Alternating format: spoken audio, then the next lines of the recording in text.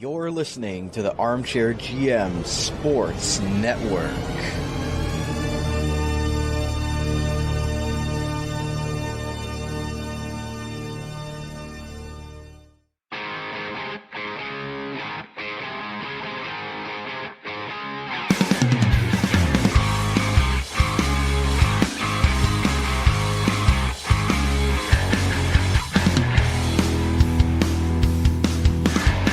This is Rod Mahood, your in-game voice of the Niagara IceDogs, and you're listening to the Dog Pound Podcast on the Armchair GM Sports Network, your podcast source for all game analysis, team interviews, and up-to-date news regarding the Niagara IceDogs.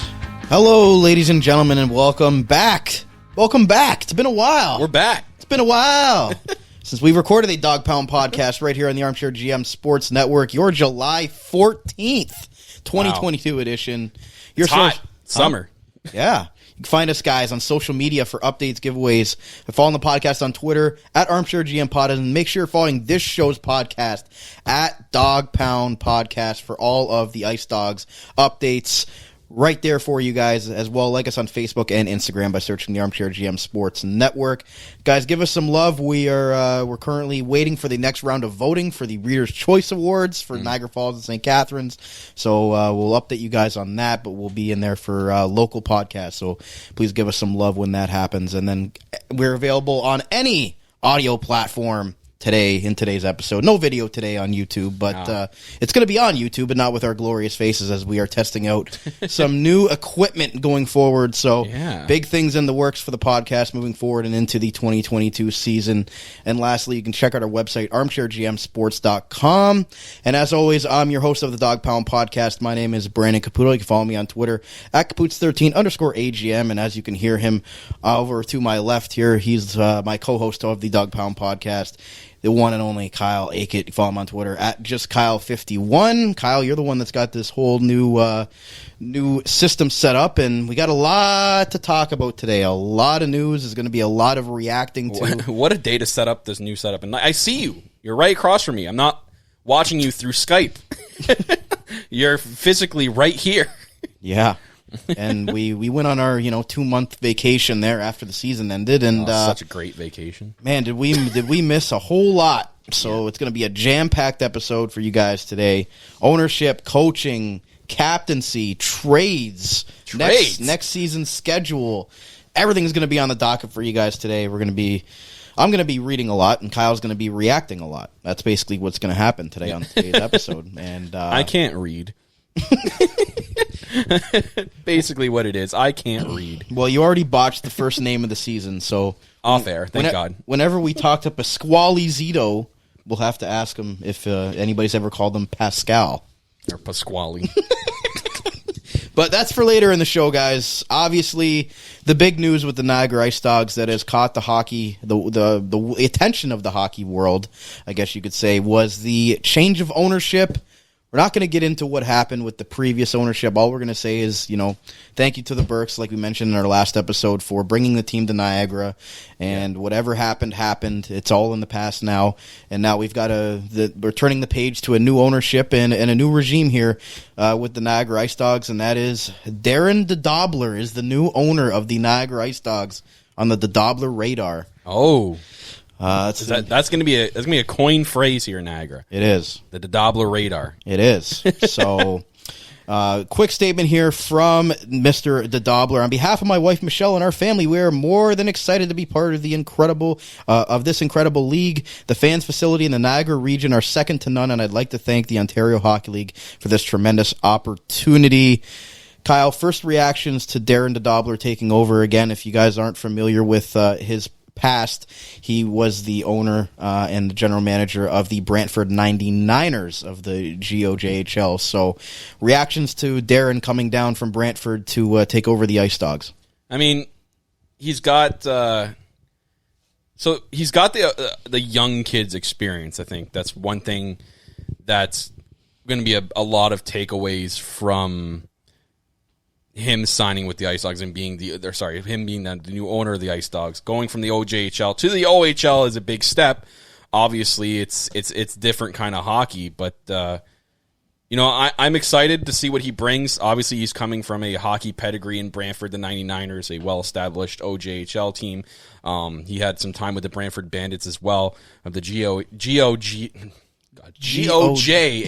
What a long name. God. Anyways, that league. But, I'm excited. I think this is a new era, I think, that the IceDogs definitely needed. After the end of this season, it's a fresh start, and you know what? I'm excited because not only is it a fresh start coming into Niagara from what's happened this past year, but also, we got a very, very young team, and it's basically, you're getting a new ownership with a new team combining. We got a fresh start here in Niagara, and we could really kick things off here. And you know what? I'm excited. I'm excited to eventually talk to him and see, kind of his thoughts and kind of like pick his brain a little bit. But yeah. Most of all, I'm just excited. Like I'm really excited to see what he's going to bring into this team, and he's already brought in someone alongside with them. Minority, of course, but it's insane that I saw this name. Yeah, and quickly off what you mentioned, I think the new staff wants to put their stamp on things, and they have done that with acquiring 5 new players, which we'll get into later in the episode. So I think, like what you mentioned, they've already kind of begun to do that. Is take over a team, you want to put your own stamp on it and kind of evaluate what you have, and hopefully they can see that there's some good pieces here with the IceDogs before they went and made these other deals. But like you mentioned, minority ownership for the great one. Wayne Gretzky is a 10% minority owner for the Niagara IceDogs, and according to his statement, I'm really excited to be back in junior hockey, and I've always loved it. To be partnered with a fellow friend from Brantford in Mr. Darren Dedobbelaer is so exciting for all of us, and we can't wait to get started again. If you guys remember Wayne Gretzky's junior career, he played for the Sault Ste. Marie Greyhounds, so a little bit far away from Sault, and again, being a Brantford guy, Wayne Gretzky is synonymous with the city of Brantford, and obviously with Darren,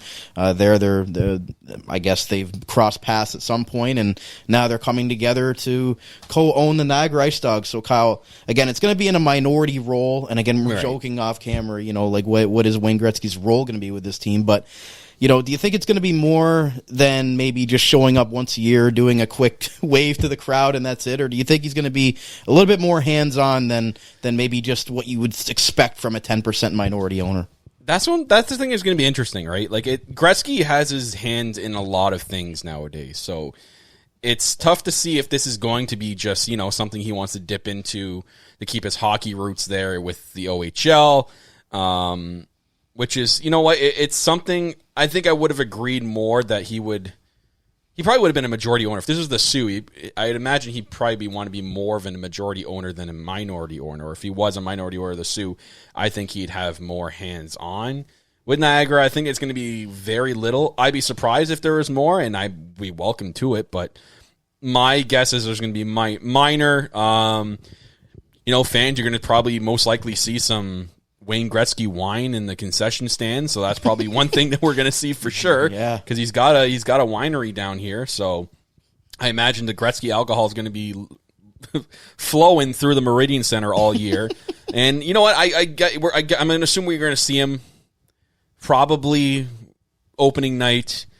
I'm going to assume if the IceDogs do get like a Sportsnet game or a TSN game or something, that he would probably be in attendance for that, obviously. Or maybe like a season ticket holder event or something like that. Yeah, it's going to be, again, that's why it's called minority stakeholder. But there is a tie there. I mean, like, the Dedobbelaer's coming from Brantford, and obviously Wayne Gretzky grew up in Brantford, so clearly there's a tie between these two men. So I'm excited to see what Wayne Gretzky does. If he does more than just, show up and wave like the Queen and then that's it. I'll be happy for that. I don't know if he's going to have any say in, like, I'm obviously the Dedobbelaer's doing the majority of the say in things, but like, maybe Gretzky's just there as like a guy that the Dedobbelaer can go to, or Darren can go to. I should stop calling him his last name. Darren can go to, or Darren Dedobbelaer can go to for advice on stuff. And you know what? It's more of a curiosity thing with me.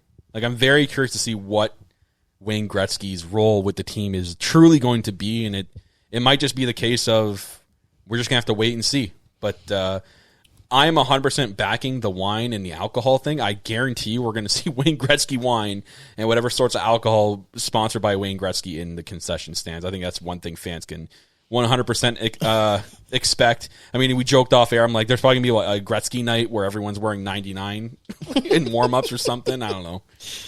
But it definitely puts a lot of eyes on the Niagara IceDogs, just having Wayne Gretzky being a part of the organization. We saw like even TSN and other big news outlets were covering it as well. In the States, even saying, Wayne Gretzky is.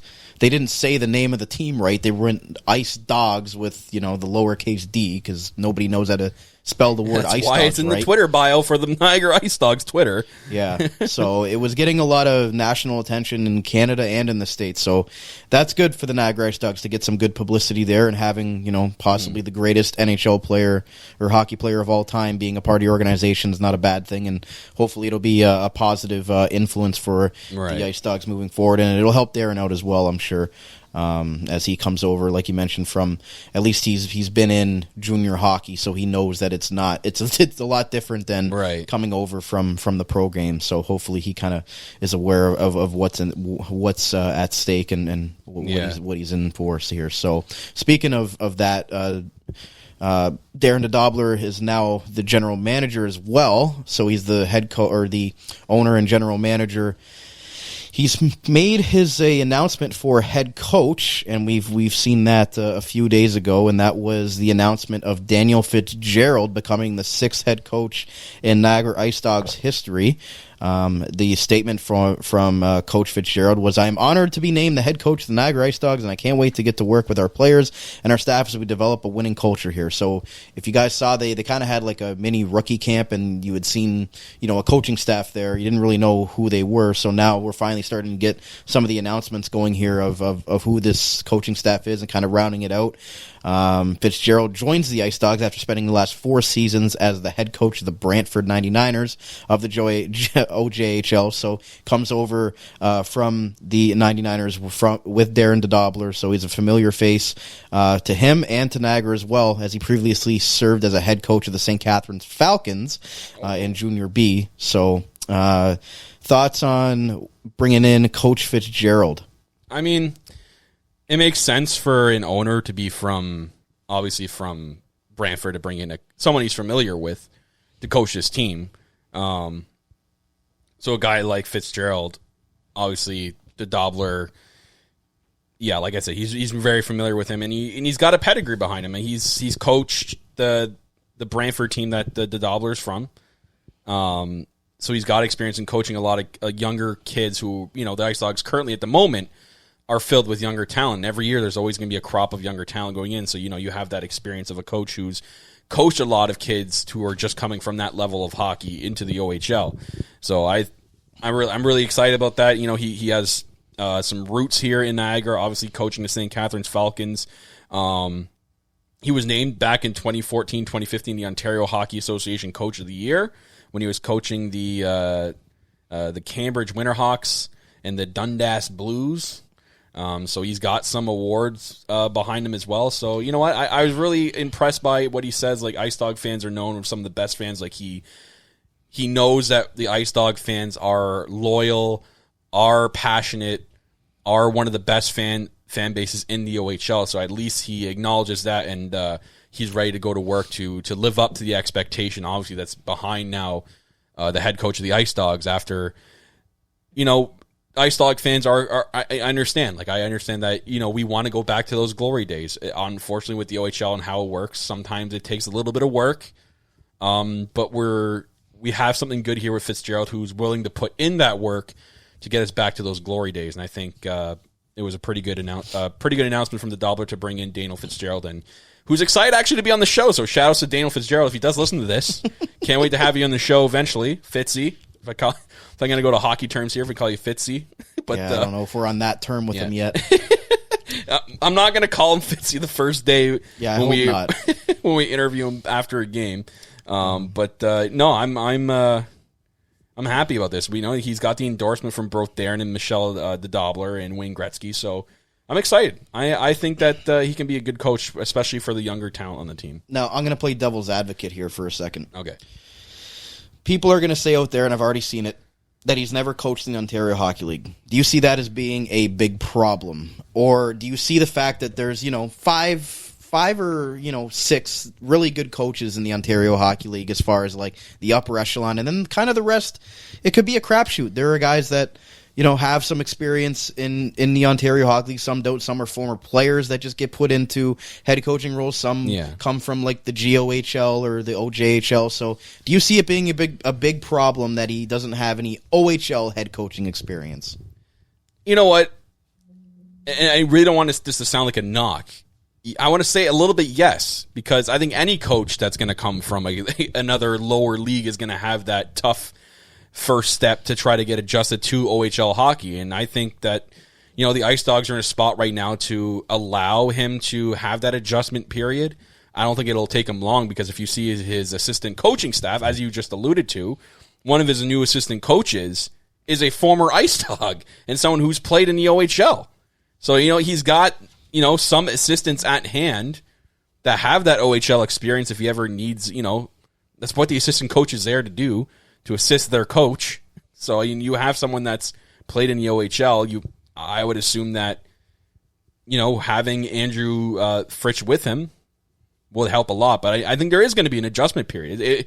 It'd be silly to sit here and think that there's not going to be an adjustment period for him to adjust from the level he's coming at to the OHL, because the OHL is a whole different ballgame from the lower leagues like AAA and all that stuff coming into the OHL. You see it a lot, even with the players, especially. Like, some players don't even adjust from that league to the OHL right away. It takes some players a few years, or it might not even at all. So it's going to be the same thing with coaching. There's going to be different strategies he's going to have to tackle, and I think there's going to be that adjustment period. But, I'm pretty confident with the assistant coaches that he has, he can definitely get through it. Yeah, it's going to be a different style and different, again, every level you go up, it's going to be harder. So the OJHL and the GOJHL are going to be different than it's different than what he's going into here with the Ontario Hockey League. But like you mentioned, hopefully he's put the staff in place that can assist him with that. And like you mentioned, it's not going to happen overnight, but you never know. So every coach has to start somewhere and get their first job somewhere. So hopefully this is the big break for Daniel Fitzgerald, and he can take it and run with it and make this team successful. So we look forward to having him on the show at some point and moving forward, as we'll be talking to him throughout the season, I'm sure. So moving on from him, we've got a whole list of new hires for both the front office and the coaching staff. So we're just going to rapid fire off of this list here and just kind of quickly go through them here. So we've got Wes Consorti, who's now the assistant general manager for Darren Dedobbelaer. So probably going to be taking some heat off of Darren's and some stuff off of Darren's plate there as the owner and general manager. So I think bringing in somebody like Wes Consorti, who he's familiar with as well, I think is going to be able to help him out, kind of being there for Darren to kind of be his right-hand man to help him out with the the decision-making portion of it.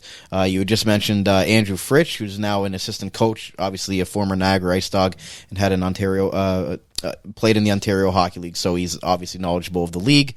Damon Rakicott as the assistant coach as well. Damon's playing career consisted of Junior B and Junior C, as well as his experience coaching those leagues as well. They've also hired the head of Eastern Ontario. It's an head of Eastern Ontario area scout. HEO area scout. So it's a little bit difficult to say there, but they've hired Dave Robertson in that position.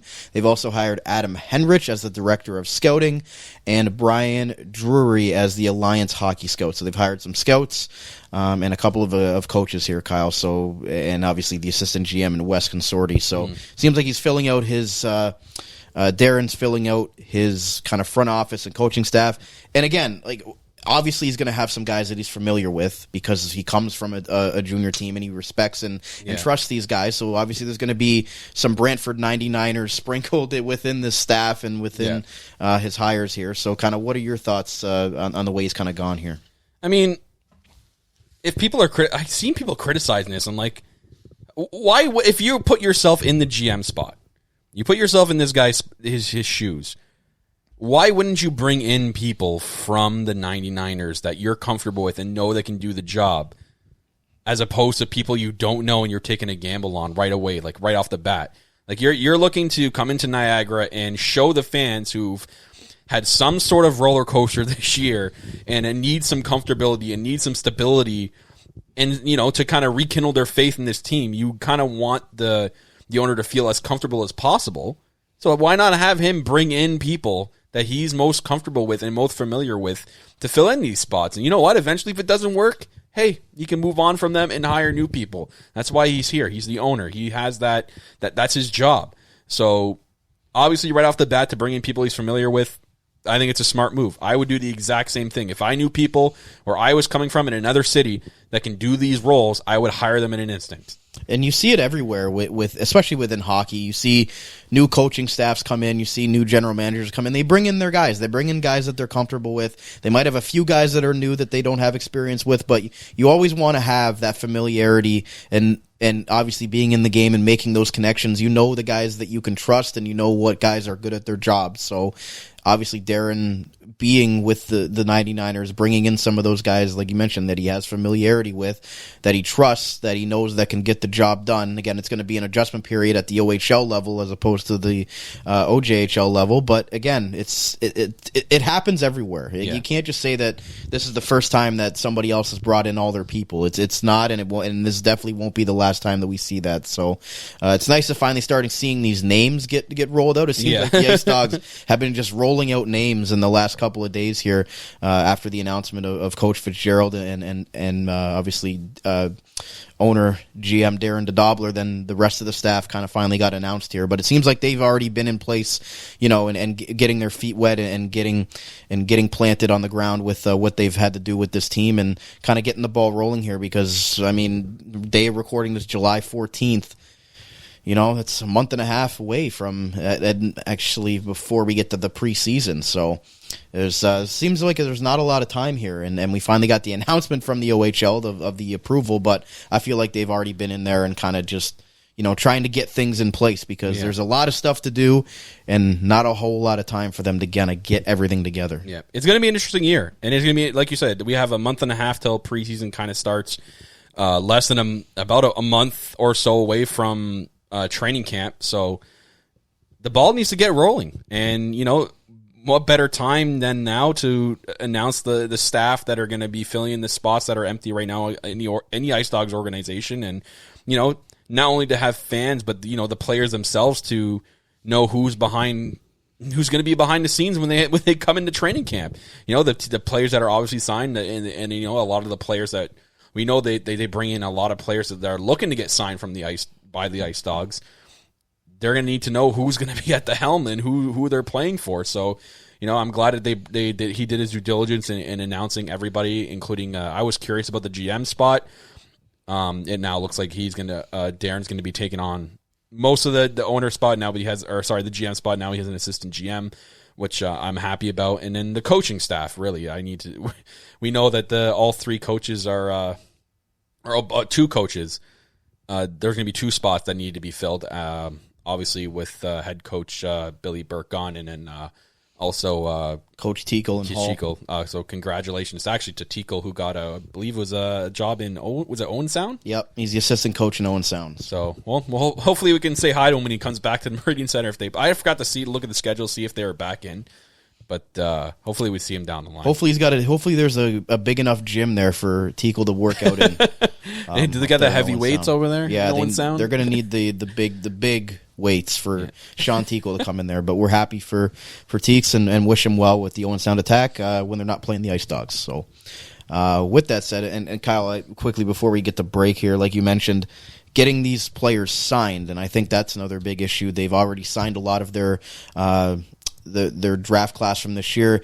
Obviously, Sam Dickinson, their prized first-round pick, the fourth overall pick in the draft, went to the USHL camp for the Chicago Steel. So you'd hope that at some point, now that we've kind of got things rolling with the organization, now that everything's kind of in place, you would hope that some of these players that might have been weary about committing, not knowing where everything was at the time with the everything going on with the transfer of the team, now that things are actually in place and now that we actually know what's going on, hopefully those players will kind of see that and kind of want to commit, because obviously during a transition like that, you can't can't blame the players if they didn't really know what was going on and really didn't want to commit the next step in their hockey careers when there was so much uncertainty with this franchise. But now that we finally have the answers, hopefully that's a good thing. Yeah, no, 100%. I think you want that the comfort. I can't even say comfortability. Yeah, that's it. See it. This is why Brandon's reading today. Factor behind the players, especially coming into training camp. You need to know who you're playing for.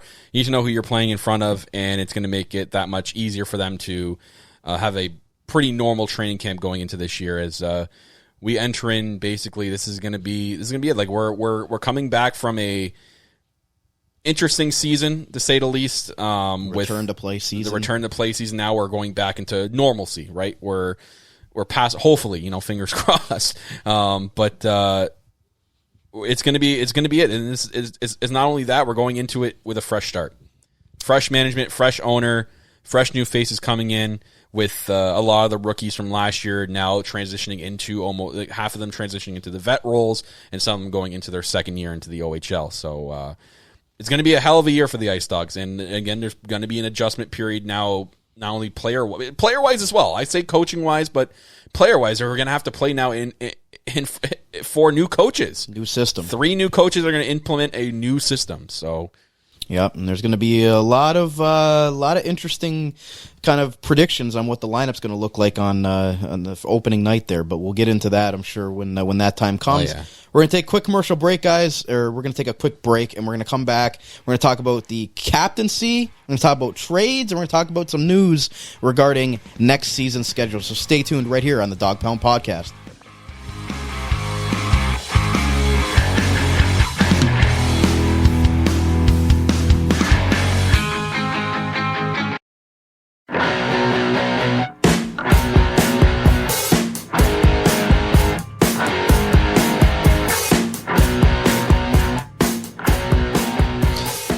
Welcome back, ladies and gentlemen, to the Dog Pound Podcast, right here on the Armchair GM Sports Network. Brandon Cato and Kyle Lake back with you here.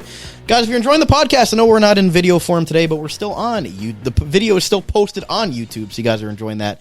Hit that like, hit that subscribe, smash that bell icon for all updates, and give us some love on the audio platforms as well. Make sure you're liking us there and subscribing to us on whatever audio platform you're listening to us. I could name them off for about 12 minutes, but if you're listening to us, you already know what audio platform you like using, and we're on there for you, so there you go. And the sound effects are flowing today on the new setup, so like that. Speaking of things we like, and new captaincy news for the Niagara IceDogs. All right, so the one and only, and I'm sure his father, B-Cat, number one fan of the show, is obviously listening into this.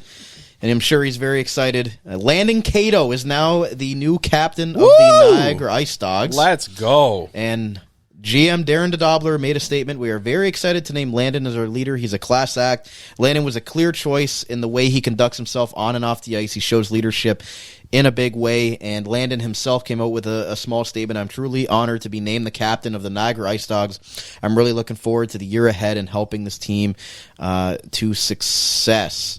He also stated, I'm looking forward to getting back in the Meridian Center and playing in front of our fans and giving them a winning environment. And then he also stated, as a part of the leadership group and being one of the older guys on the team, my job is to show the younger players what it takes to be successful in the league. It starts with showing up at the rink and giving 100% effort, 100% of the time. I want to help form a winning team, and within the group we have, I feel like we can reach that goal. So the winning culture and being a positive influence is something that comes natural to Landon. He's a born leader on and off the ice. So Kyle, your thoughts on the naming Landon Cato as the next IceDogs captain? If they weren't going to name him captain, I think it probably would have been Pano. Speaking to both of them have the leadership qualities, I think, to make perfect captains. I'm loving the pick for Cato. We've talked to him so many times this past season off the ice. He literally exemplifies all the leadership qualities of a captain. He's exactly what he says in his statement, where he says that he wants to implement, showing the young kids to show up to the rink and give 100% effort at 100% of the time every single day, is what Landon Cato does with this team. There wasn't a day, there wasn't a game, there wasn't a practice or training camp that we've seen with Landon Cato where he didn't show up and gave 100%. So I think this was a perfect choice to pick Landon Cato to be the captain, and I think he can be a very, very big veteran presence for this upcoming season for the Ice Dogs, who are going to have a lot of rookies coming in, not only the second-year players, but also the newer crop from the draft that we just had. So congrats to Cato. I know he's an excellent human being. We talk to his dad all the time throughout the season last year. Great family, the Catos, and I'm so excited. I can't wait to talk to B-Cat again about the news when we see him again at the Meridian Center,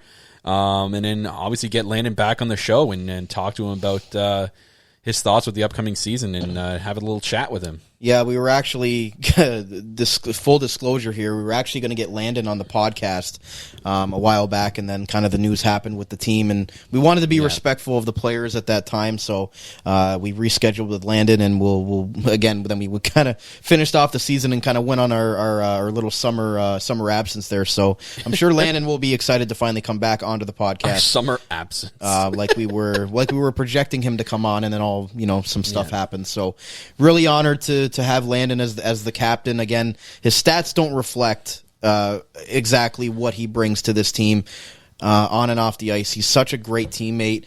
He was nominated for the OHL Humanitarian of the Year award. So, I mean, again, the stuff that he does in the community, he's always out there, giving back to the kids, doing the charitable work that you always want to have as a reflection from your captain, doing all of that work. And he's learned from two great captains, in my opinion. Dakota Betts last year, when he took over as captain, was great for the Ice Dogs with how he leads on and off the ice. And then Landon was here when Akil Thomas was the captain of the Niagara IceDogs, and I don't know if there was a better captain. He's definitely, on my Mount Rushmore of Niagara IceDogs of all time.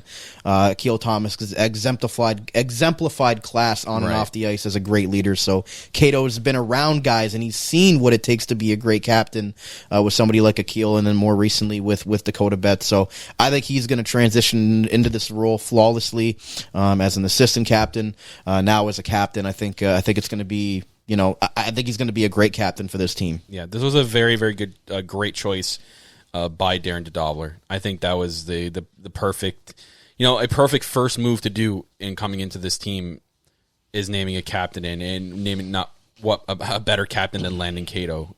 So I'm going to play devil's advocate again. Oh, quickly, just because we want to make sure the opinions get. The opinions get, we make sure we talk about what people are talking about out there.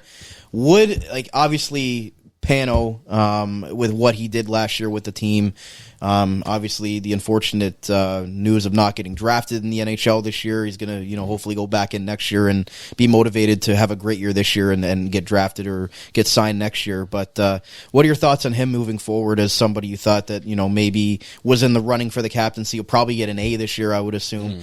But how do you think he's going to approach this and kind of just still kind of play his game, even though, the C can sometimes just be a letter, and I don't think that it's going to hopefully affect him too much that he wasn't named captain, and that you can still drive the play and it can still be, Pano on the ice doing what he needs to do to make this team successful. I think that he's not. I think he's that player you were saying. He just sees it as a letter.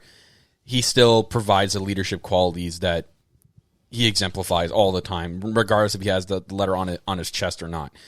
Pano's going to focus more on his game this year. We know that's going to happen after going to the draft. Unfortunately not getting picked, which is shocking because there was a lot of picks that happened that I'm like, okay, I don't know how Pano didn't get picked. But anyways, I think he's going to go into this season, almost like a Shane Wright. Shane Wright, who got picked number 4, was projected the first overall pick. He's going to go into the next season, if he plays next year, with a chip on his shoulder, right? He's going to go in and prove why he was the first overall pick. I think Pano's going to kind of follow almost in the same steps as in, he's going to go out and prove why he should have been drafted, and he's going to go in and put in the work, like basically the same work that he puts in even more, because he's not one of those players that slacks off. He always puts in the work, and I've seen a lot of that this year in the OHL, his adjustment period and him growing as a player in that second half of the season last year. He grew into it, and an amazing player, and I got so excited to see what we're going to have in him next year, and I think we're going to get that this year. He's going to put the work effort in. He's going to play with that little chip on his shoulder to prove that he should have been taken in this past in this past draft. So all I can say is the OHL to watch out, because Panel Fimmets is going to have one hell of a year this year. Yeah, and especially when he came back from that collarbone injury, he really put in the work after that as well. And that last 10 games, I think, was his best stretch of the whole season. So hopefully he kind of builds off of the way that he ended the season last year. And like you mentioned, we'll have a big chip on his shoulder and hopefully driving play for this Ice Dog team and making them successful into a playoff contender once again. Speaking of making them into playoff contenders, it does not seem like the new staff and the new front office was messing around as far as going out and getting some players. Because they used some draft capital, and again, people can say, they went away and traded a bunch of draft picks. But you know what? They went and they acquired a bunch of draft picks, so they had the draft capital to go ahead and make some moves. They went ahead and they got, I'm going to list off, they got 5 players. This has got to be a record for the amount of trades they made in one day. But they went out and got Matthew Papai from the from the Guelph Storm. They got David Jesus from the Oshawa Generals, Nathan Rebo and Pasquale Zito from the Windsor Spitfires, who were just in the Ontario Hockey League Championship, losing in Game 7 to the Hamilton Bulldogs. And then they got Guidamac, I'm not going to say his first name, from the Ottawa 67s. I don't even know how to say that first name. It's coming from me, but that first name. Yeah, so again, those are all playoff teams right there. So again, you pick up 5 players that have the knowledge of what it takes to be playoff players and to get their teams to the playoffs. They all come from good programs, Guelph, Oshawa, Windsor, Ottawa. They're all good programs in the Ontario Hockey League that have a lot of pedigree. So especially, I'm looking at the 2 guys from the Windsor Spitfires, and Nathan Rebo and Pasquale Zito. Pasquale Zito is an NHL drafted player. He's drafted by the Detroit Red Wings. He played on the top line with the Windsor Spitfires at times this year with their 2 best players, Will Cooley and Wyatt Johnston, who was the Ontario Hockey League's most outstanding player this year. So what are your thoughts on bringing in these 5 guys? And to me, it looks like they're trying to be competitive right away, and they're trying to make their training camp as competitive as possible, not going to have any free spots. There's going to be some guys that obviously, aren't going to make the team, but bringing in 5 guys that have OHL experience, I think is going to make this team better. You know what I think it is? I think they, obviously, Darren Dedobbelaer did his due diligence and was watching the Ice Dogs. He didn't just wake up midsummer and say, you know what, I want to buy an OHL team. He's been watching the Dogs, and I'm assuming, and I got to be right. Can't wait to talk to him to see if I'm correct. He watched his team, and he's like, okay, I know exactly what I got to do. I know exactly what I need. What players I know on this team are going to fight at training camp are going to make this team. I need to go and acquire some players with some playoff pedigree that will have a perfect combination with the current players now that can make this team a playoff team. And that's what he went and did, especially with acquiring Pasquale Zito from the Windsor Spitfire, and also with Nathan Rebo. Both players were just didn't Windsor Spitfire not go to the OHL finals? Yeah, they have that long playoff pedigree, not just like a first round exit pedigree. They were the best team in the Western Hockey League this year. Yeah, I mean in the Western Conference of the Ontario Hockey League. And then you got a guy who's drafted already as well, and Pasquale Zito. So he's got that. He's been drafted. He's going possibly to the NHL. So he's obviously playing for an NHL spot. So he's going to be playing at the most highest caliber that he can play. And you also have a defenseman with Nathan Rebo that can bring that playoff pedigree to the blue line as well. So you got 2 players. You mentioned, right, they're 2 key players that they brought in. Guidamac's an interesting one as well. I'm reading here that he also played on Team Russia's under-18 team in the IHF World Junior Tournament. So that's interesting, and he had 25 points in the St. Petersburg Russian under-18 league. So, but to play on Team Russia, out of all teams in the under-18 tournament, I mean, Russia. It's not like he went and played for a country that barely has anybody, and they just took him because he's the best available. Belarus. He made a team that's probably extremely hard to make, especially with the Russians in their hockey program. So I kind of see that as also a benefactor as well that he's going to bring to the team. Obviously, with Daniil Gushin not coming back to the Ice Dogs, you kind of want someone that may fill into the shoes. Maybe it'll be this guy. I mean, he's touted as a skilled playmaker with quick hands and a lightning release, we might have just filled the spot for Daniil Gushin with this kid. Maybe not as good, because I think Gushin is probably a little bit of a step better than him, but kind of almost the same role, I would say. And then rounding out with David Jesus. David Jesus. I'm hoping that's not Jesus, but we'll find out. And then Matthew Papai from the Guelph Storm. I really liked all 5 additions to this team, and I think it's exactly what you said in the beginning there. With bringing in 5 players that are going to fight hard at training camp, and most likely will make the team and bring that playoff pedigree to this team alongside the players that are on the Niagara IceDogs now that, obviously Dedobbelaer's done his due diligence and has been watching, and with a good combination can put this team over the top. And my thoughts on that is, like you mentioned Gushin. You also have to replace Van Loon, and you also have to replace Dakota Betts. Those are 3 key players within their lineup that they've had to replace, and I think they've done a good job here bringing in those veterans to replace those veterans that were on their way out. So I'm really liking these moves. Again, they gave up a lot of draft picks, but again, I think for what this team is doing and the way that they're building, I don't necessarily think that trading the draft picks was a bad thing, because we've seen the IceDogs have a boatload of draft picks over the last 2 years. And again, there's only so many draft picks that can go around, and there's only so many guys that can make the team. So if you want to go ahead and trade a little bit of that draft capital, especially for guys like Pasquale Zito and Nathan Rebo, who are 2 guys coming in from a great Winter Spitfires team, I think all these acquisitions, I think, are part of a bigger plan for this team moving forward. I mean, you see all the OHL teams that do good throughout the playoffs, right? They're heavily filled with not just skilled players, but, players that are either going to be in the draft or are already drafted. It's 9 times out of 10, the OHL team that moves on is a team that's filled with those players. Like we just saw with Hamilton. Hamilton had a very good crop of skilled players with a good mix of the other players that all gel together. And I think that's what every OHL team drives towards, and what Dedobbelaer is going to do with this team with acquiring the picks that he got, especially Zito, who's going to be at the helm here of drafted players, and I think this is only the beginning. And they got to be a harder team to play against, and I think bringing in these players, Pasquale Zito's not afraid to throw his body around and drop the gloves, and a lot of these other guys as well are players that are hard to play against. So I think that was basically the role that the IceDogs wanted to make sure that they are harder to play against going forward. And I'm really interested to see kind of just how the roster kind of unfolds after training camp, who kind of makes a team, who doesn't. Maybe somebody gets moved, because there's just so much competition, I think, right now with this team moving forward, that you put these 5 guys in here and people are saying, this could be a playoff team already. I mean, I don't know why you wouldn't think that they would compete with the moves that they've made so far. They're clearly serious about taking this team to the next step here. So I mean, you unloaded, like, how many draft picks is this? They've unloaded 1, 2, 3, 4, 5, 6, 7, 8, 9, 10, 11, 12, 13 draft picks in acquiring those 5 players. I think they're trying to trying to improve from last year. And, again, we say it all the time on this show. The OHL shelf life for these players is not the same as the NHL. You only have a certain amount of time with a lot of these players.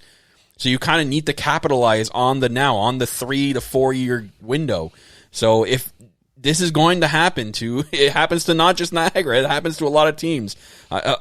Hamilton literally just did this to acquire a lot of their players a few years ago. So, like, they're almost in the same boat as what Niagara's trying to do. So, I think people just need to kind of get the grips of, we got rid of a lot of draft picks, but we're going to be probably a playoff contending team, or we're going to be gearing towards a playoff contending team, and a team to play hard against, because the last 2 years, guys, it was rough to watch. Or this past year was rough to watch in some games where we didn't have that compete level, and that's probably one big thing that Darren Dedobbelaer wants to come in and change that, and change the culture of, we want to be a competing team. If we're not going to be a playoff team, hell, we just want to be a team that's going to be hard to play up against and is going to be in the running for at least a playoff spot, better than what we did, because there were a lot of nights last year where, man, it was rough. Pun intended, it was rough to watch. Yeah, and they were out of games sometimes within the first 10 or 12 minutes, so again, no fault to these kids, but bringing in these guys with experience is hopefully going to help, teach those. I mean, look what they did with Van Loon last year. They brought in a guy who had that experience, and look what he did for them. Yep. So, like, you're bringing 5 guys. Like, it's gonna help. Everyone needs to kind of tone down, Zito is going to be a very big help. Obviously, we traded a lot. To quote the phrase, we traded a farm and a half. Like we traded a farm for him, and that's fine because he's a well-established player. He was a great player on the Windsor Spitfire, a team that went to the OHL finals, a guy that was on the first line playing with really good players in the OHL. So he's bringing that experience over to Niagara. Yep. And again, I think you nail on the head. I don't think they're done yet. Nope, and maybe they end up trading some guys out because there's going to be obviously some guys that don't make this team, maybe some good players that they're able to get value for draft picks and things like that. So I don't think, like you mentioned, I don't think we've seen the end of the moves for the Niagara IceDogs, especially before the season starts and kind of how that roster kind of is going to shape out. But speaking of shaping out, we'll end the show today, guys, with a little bit of news on the next season schedule here, Kyle. So the IceDogs will open up at home on Thursday, September 29th against the one and only Mississauga Steelheads, which I'm sure we'll have about 2 fans there, but again, we're not going to go into that.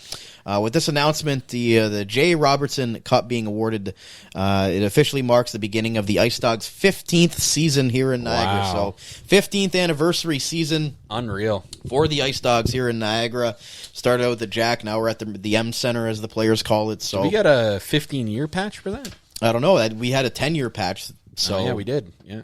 I'd assume a 15-year patch.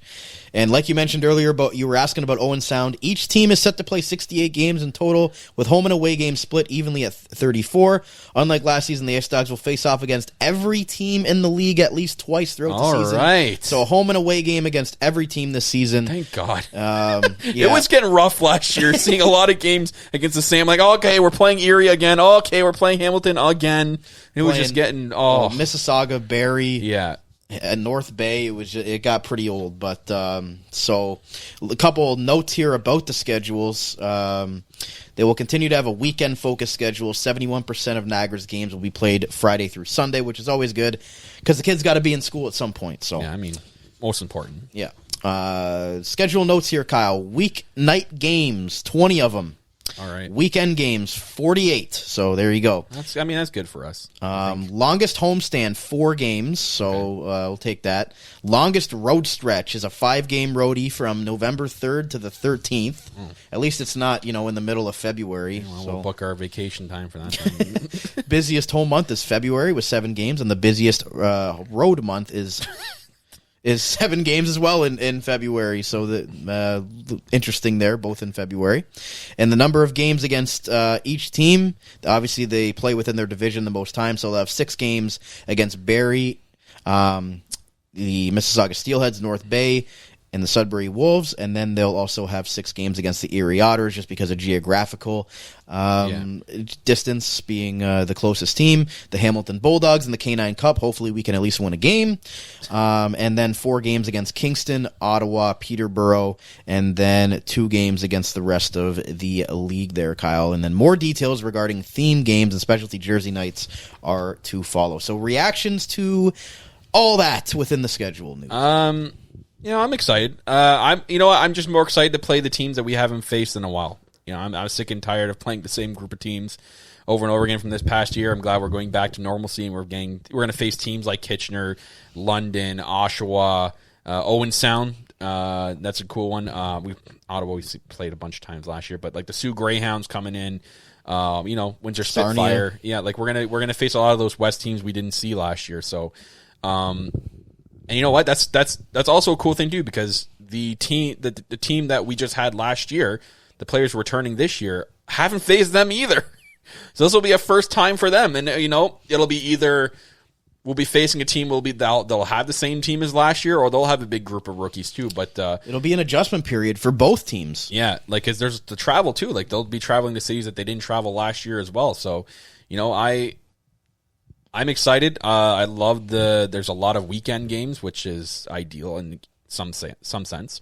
You know what? I didn't mind the Sunday afternoon games. They're a little weird, but they're interesting. As long as it's not during the NFL season, but it's okay. Yeah, some of the weeknights suck because like the Thursday home games. There's a lot of going on in like with work and stuff, and people coming from their day jobs. Yeah, I have a lot of extracurriculars as well. Like it's just weekend games fit the mold. Necessarily, but 48, that's perfect. I mean, I'm glad with it. Only 20 weeknight games. But again, like I said, I'm more excited for seeing more of the other teams. The Western Conference. Yeah, it'll be nice. Basically the Western Conference. Yeah, Erie was the only team that we played from the Western Conference last year, which still doesn't make sense that they're in the West, but that's a whole discussion for another day. I still wonder why there's 3 American teams in the Ontario Hockey League. Hey, wherever the money is, I guess. But, lots of money over there. Oh, the American dollar's higher than ours, so I'm interested about the longest roadie is 5 games. At least it's in November, so it shouldn't be too bad by then.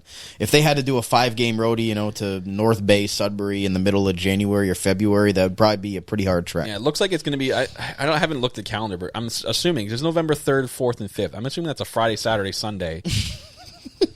So that's 3 straight games. Yeah, and then they probably go home and then play the next weekend on the road too. Yeah. So interested to see how that kind of works out. But yeah, seeing the Western Conference, and hopefully we'll be able to go on the road again, get to see a lot more of the Western Conference arenas.